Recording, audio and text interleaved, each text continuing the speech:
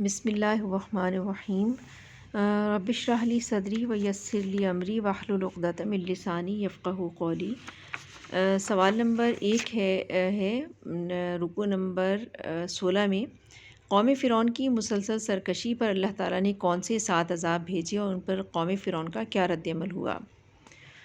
قوم فرعون کی مسلسل سرکشی کی وجہ سے اللہ تعالیٰ نے پے در پے ان پہ عذاب 7 عذاب بھیجے تھے۔ پہلا عذاب جو تھا وہ تنبیہ کے لیے وہ قحط سالی کا تھا۔ پیداوار ان کی ختم ہو گئی تھی، فصلیں تباہ ہو گئی تھیں۔ پھر اس کے بعد دوسرا جو عذاب آیا تھا وہ طوفان کا آیا تھا، بارش کا طوفان بھیجا تھا۔ پھر تیسرا ٹڈی دل کا آیا تھا، اس نے فصلیں تباہ کر دی تھیں۔ پھر سرسریاں پھیلائیں، چوتھا عذاب تھا یہ سرسریوں کا۔ پھر مینڈک کا عذاب آیا، 5واں عذاب تھا یہ۔ پھر خون برسایا آسمان سے، یہ 6واں عذاب تھا۔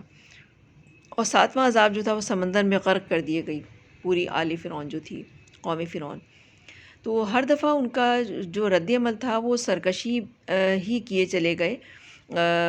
جب بھی کسی عذاب میں مبتلا ہوتی تو وہ موسیٰ علیہ السلام سے کہتے کہ آپ رب تعالیٰ سے دعا کریں کہ یہ عذاب ٹل جائے اور تو ہم آپ پر ایمان لے آئیں گے اور بنی اسرائیل کو آپ کے ساتھ بھیج دیں گے۔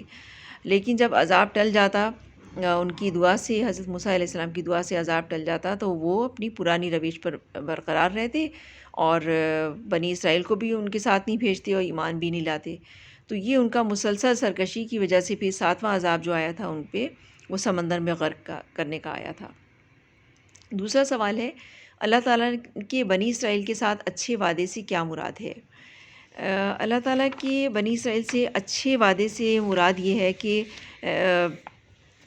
یہ آیت کا ترجمہ ہے نا کہ اس طرح بنی اسرائیل کے حق میں تیرے رب کا وعدہ خیر پورا ہوا کیونکہ انہوں نے صبر سے کام لیا تھا، اور فرعون اور اس کی قوم کا وہ سب کچھ برباد کر دیا گیا جو وہ بناتے اور چڑھاتے تھے۔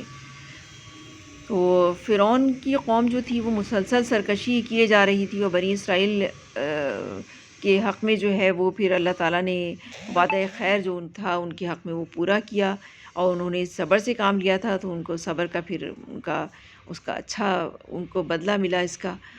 تو اب پھر تیسرا سوال ہے کہ بنی اسرائیل نے حضرت موسیٰ علیہ السلام سے کیا جاہلانہ مطالبہ کیا تھا؟ یہ آیت کا ترجمہ ہے بنی اسرائیل کو ہم نے سمندر سے گزار دیا، پھر وہ چلے اور راستے میں ایک ایسی قوم پر ان کا گزر ہوا جو اپنے چند بتوں کی گرویدہ بنی ہوئی تھی۔ تو وہ کہنے لگی اے موسیٰ ہمارے لیے بھی کوئی ایسا معبود بنا دیں جیسے ان لوگوں کے معبود ہیں۔ یعنی انہوں نے اس طرح کا یہ احمقانہ جاہلانہ مطالبہ کر ڈالا کہ راستے میں جو انہوں نے چند بتوں کو دیکھا کہ ان کی ایک قوم جو ہے وہ بتوں کی پوجا کر رہی ہے، ان کی گرویدہ بنی ہوئی ہے، تو انہوں نے موسیٰ سے کہا کہ آپ بھی ہمارے لیے ایسا معبود بنا دیں جیسے ان لوگوں کے معبود ہیں۔ یعنی بنی اسرائیل کو فلسطین کی سرزمین کا وارث بنا دیا تھا۔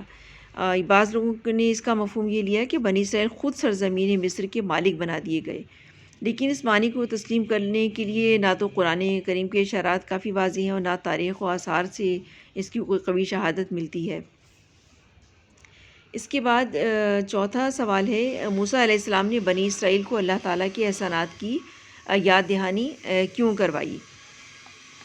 یہ آیت کا ترجمہ ہے ان ہؤلاء متبر ما هم فیہ وباطل ما کانوا یعملون قال غیر اللہ ابغیکم الہ وہو فضلکم علی العالمین۔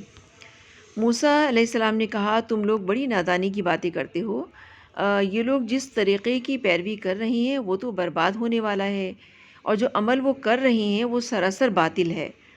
یہ جو انہوں نے مطالبہ کیا تھا نا کہ ہمارے لیے بھی ایسا معبود بنا دیں، بتوں کی جو پوجا کر رہے تھے، تو موسیٰ علیہ السلام نے پھر ان کی نادانی پہ یہ جواب دیا تھا کہ تم لوگ یہ کیسی نادانی کی باتیں کرتے ہو کہ وہ لوگ جس طریقے کی پیروی کر رہے ہیں وہ تو برباد ہونے والا ہے، اور وہ جو عمل وہ کر رہے ہیں وہ سراسر جھوٹا ہے، باطل ہے، اس کی کوئی حقیقت نہیں ہے۔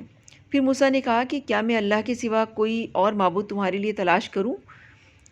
حالانکہ وہ اللہ ہی ہے جس نے تمہیں دنیا بھر کی قوموں پر فضیلت بخشی ہے۔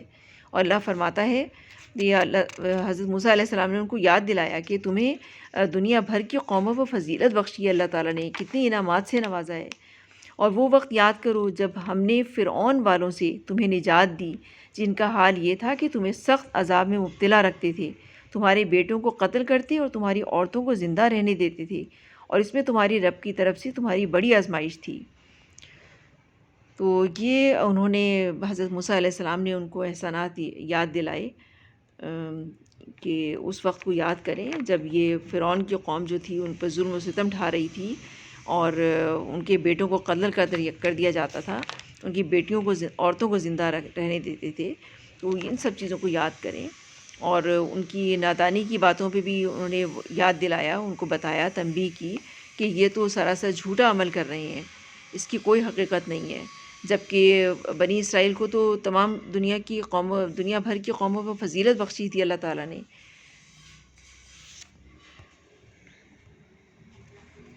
سبحانک اللہم و بحمدک، نشہد ان لا الہ الا انت، نستغفرک و نتوب الیک۔ السلام علیکم ورحمۃ اللہ وبرکاتہ۔